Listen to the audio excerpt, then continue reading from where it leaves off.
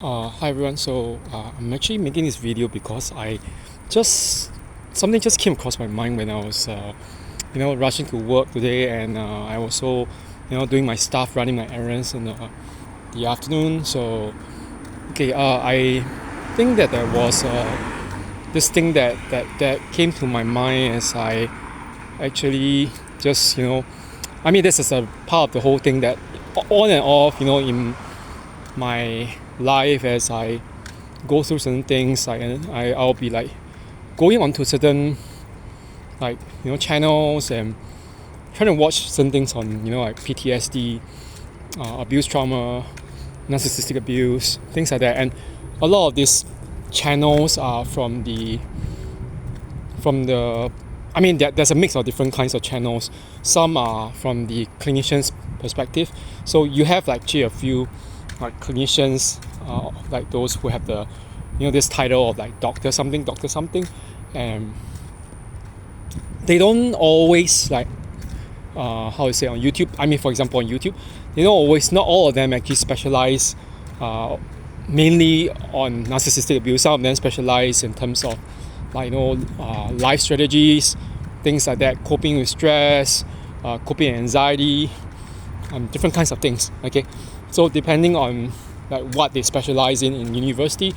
But on the other hand, the flip side, you have a large group. I think it's in fact much bigger than the group of clinicians. A large group of people who are not exactly certified in the clinical or clinician setting. So basically, they're not trained psychologists. Okay, they're not trained clinical psychologists or psychologists, or neither are they psychiatrists at all. Okay, doctors who specialize and know anything about mental health.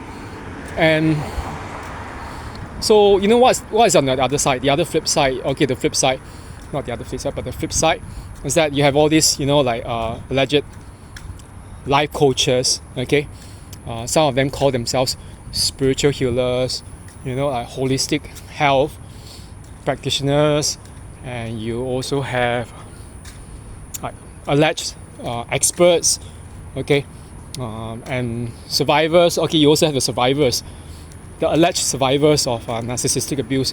So I'm not making this video to sort of diss anyone, to say anything about anyone, but it just came across my mind, because the thing is, when I make my videos, okay, sorry, there's this truck coming by which is very loud. So I'm just basically sharing my story. I don't expect everyone to buy my story, and I understand that sometimes people might just dismiss me altogether. I'm always prepared for that. Okay, sometimes I don't always make videos about abuse trauma as well. This is my personal channel. Sometimes I create videos of my travels too. So the thing is, I'm not obsessed with. It's not my main focus to begin with. So, okay, this is just my life, something like my blog or my web blog or something like that. So, but I realized one thing when I actually went through quite a number of channels. Most of them of which I followed, and I kind of realized this thing that with especially those who are alleged survivors, and I myself, I know, because I'm a survivor myself of abuse trauma. So the thing is this: I think that when we go onto all these channels, the one thing we have to be careful of is, most of these people, okay, including me, okay, we are speaking from experience. So I'm not discounting experience, because experience is really, really important. That my one friend who suffered from clinical or biochemical depression, okay, of that sort, she told me that it was due to some neurochemical imbalance. And in her case, what she told me was that she found a very disturbing thing when she went to see a psychiatrist. She said that the psychiatrist, what she told me was that the thing is, you just lie on the couch. There was a stereotype or something like that, or you sit down and then you talk to them, and after that they just dismiss you, and they prescribe you some medication. thinking that everything can be solved with the medication. And she's talking about the psychiatrist. But and she said one thing is a lot of these so-called psychiatrists suffer from that, the problem where they are like speaking from a very the armchair critic position. So basically they have not been trauma informed. They can give you so much advice based on what they have read and what they've studied in terms of textbooks, but they don't know anyone per se in a very close capacity, or they have not even experienced what these things are, so they have no idea. Everything is just based on textbook knowledge.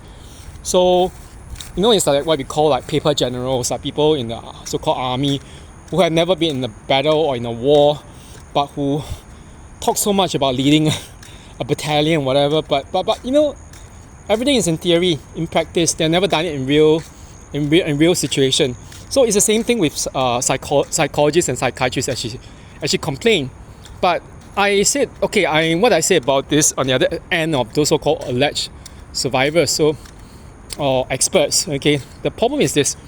I find that there's a lot of this thing is that they have this common trend. It's like my view is the view, as in my viewpoint. Okay, it's like gospel written etched in stone.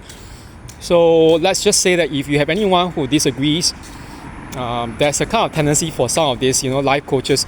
I noticed it quite a few times. Like there were some, like female. I mean, especially among the female life coaches and some of this, I noticed that there was like a cat fight between 2 or 3 of this, and it just like kind of evolved. And then they were saying, like they were doing this name calling. So because you were using me for clout, you were so-called basically asking me to link with you, and then you refuse to. This is like a mutual competition rivalry, which makes me realize. There you are. You're saying that you are a survivor. You want to help other people, but why are you trying at the same time to fight with each other? Are we supposed to claw and help and fight with each other in the name of making money and making a name for ourselves? So you see the contradiction that the while you claim to want to help people, you have that the underlying contradiction where you are also trying to make money of them, and you're also apparently obsessed with the kind of clout you can get from this channel that you're running. So at least on my own end, I'm not making any money. I don't care. I don't want donations. In fact, I don't. Okay, I don't accept donations, and I don't think it's good. Okay, it's like a form of bribery. Okay, in my point of view, if you want to make money from something like this, be a social worker, counselor, or a trained psychologist or psychiatrist in that kind of a clinical or office setting where you can really counsel someone and help someone. Okay, where you can even go to the person's home or the life situation, whatever, and help them there. Okay, don't talk from that comfort of the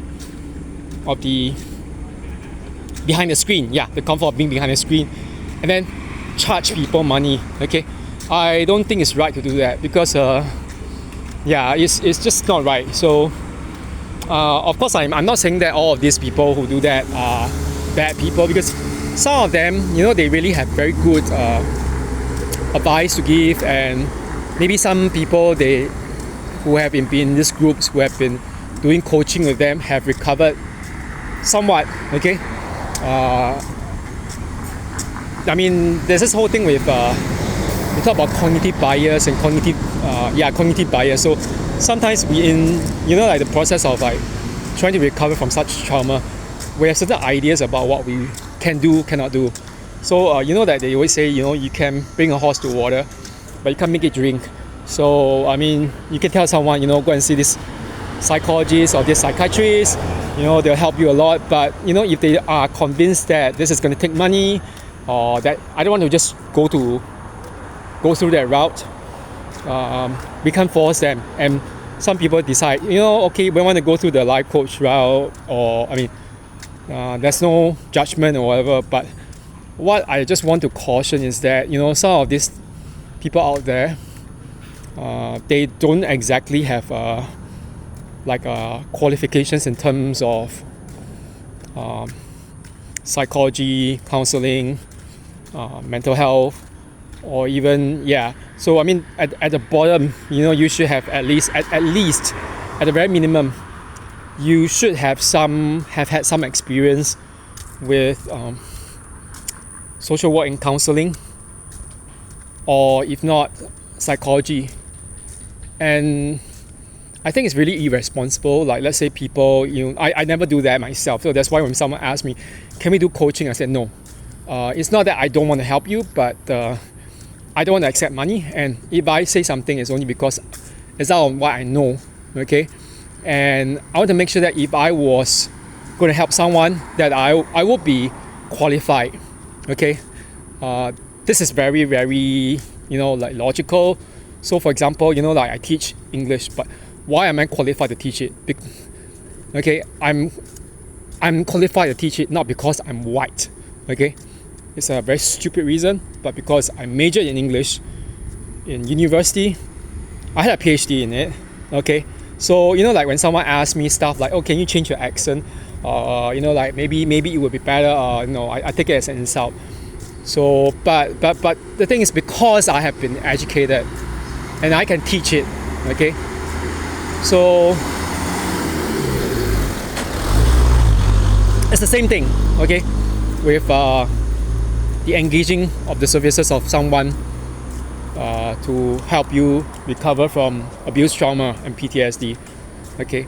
I always say, you know, if you want to know whether you are actually suffering from PTSD or CPTSD, don't self-diagnose, okay?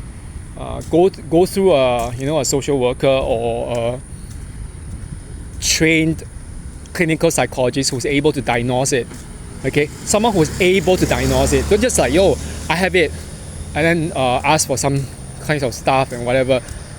This in fact makes you very vulnerable to be exploited. And even if you're not going to be exploited by someone, maybe let's just say that the alleged life coach helps you, whatever. The misdiagnosis or the self-diagnosis can be quite crippling or misleading, because what you're going to do is to, you know, like when you don't have a disease, or the disease is not as serious as it is, or maybe it's more serious than you imagine, not using the correct methods to address it, okay, because you didn't engage the right person, can cause you a lot of harm.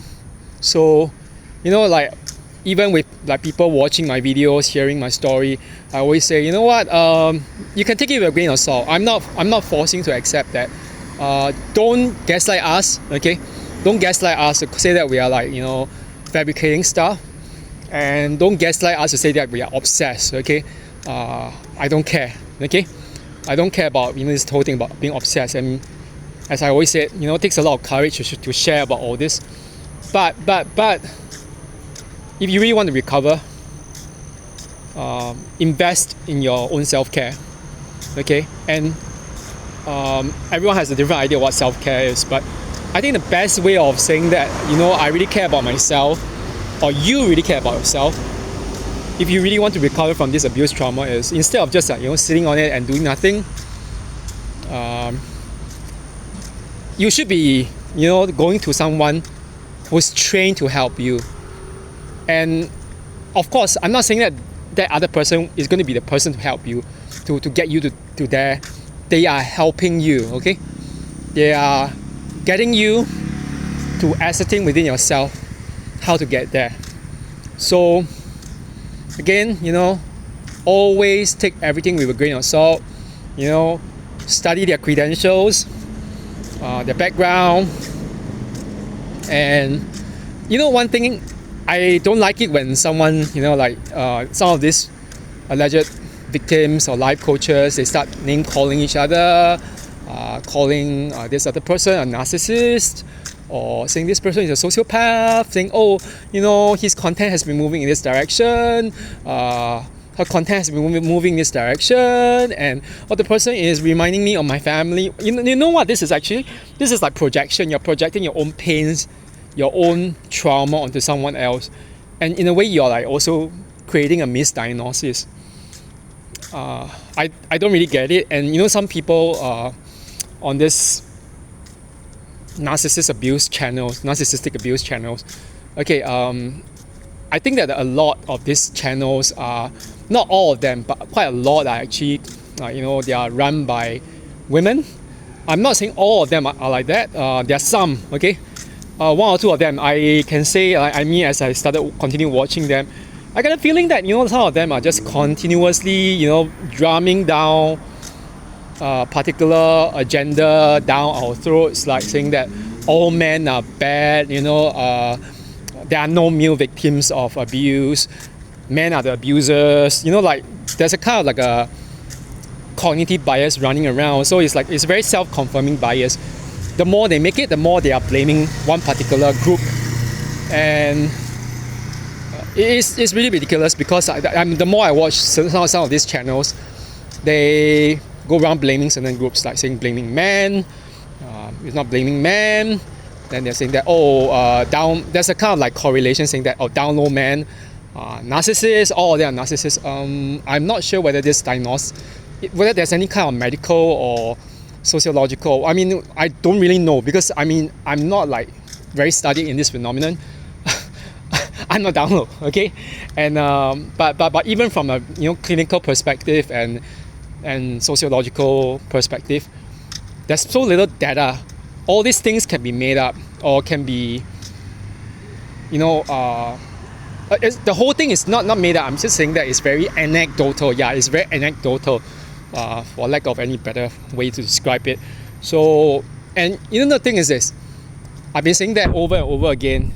When there's no evidence or something, or the evidence is really, really anecdotal, a lot of it is operating based on personal experience, personal emotion, and we know one thing about personal emotion and personal experience. If it's not backed up by logic, by science, by facts, by data, we end up we end up like distorting facts. Okay, so as the whole idea. Like for example, some people just say, this person or particular group, or this particular group they're all narcissists, and our culture is like that. This culture is like that.